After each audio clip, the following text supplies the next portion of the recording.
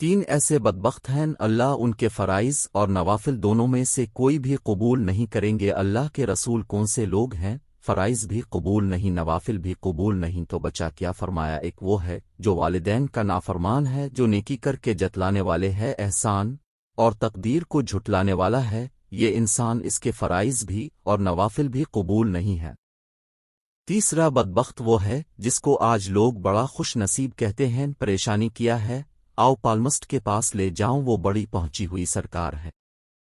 آپ کا ہاتھ دیکھیں گے، صرف انہوں نے ذائچہ بنانا ہے، لائنیں دیکھیں گے، آپ کو سب کچھ کھول کر بتا دیں گے۔ رسول اکرم فرماتے ہیں، صحیح الجامع کی روایت ہے 4059، جو شخص کسی بھی کاہن، نجومی اور قیافہ شناس کے پاس آ کر ہتھیلی کیا کرتا ہے، صرف پوچھ لیتا ہے کہ میری قسمت کیسی ہے، 40 دن تک اس کی عبادت قبول نہیں ہوتی۔ اور دوسری روایت کے الفاظ ہیں، صحیح الجامع کی روایت ہے 5939، جس نے اس سے پوچھا پھر اس کی بات کو سچا سمجھا، ادھر اس کی بات کی تصدیق ہوگا اور ادھر قرآن کا منکر اور کافر ہو جائے گا۔ عقائد بچاؤ، اعمال بچاؤ۔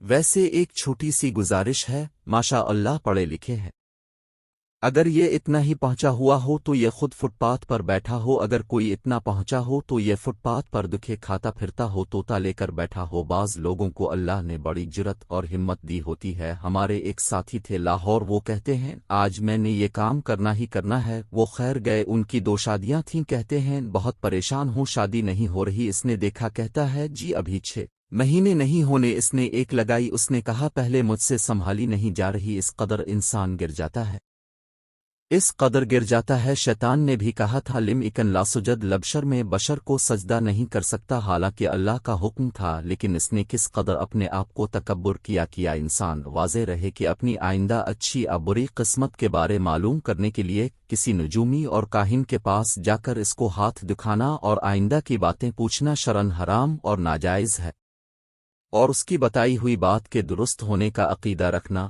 آدمی کو کفر کے قریب کر دیتا ہے۔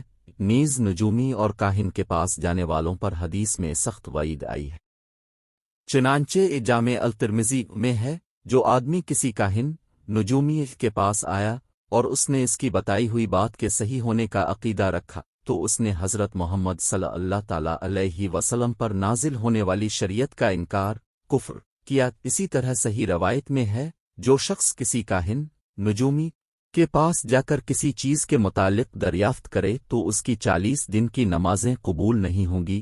اللہ ہم سب کا حامی و ناصر ہو، آمین۔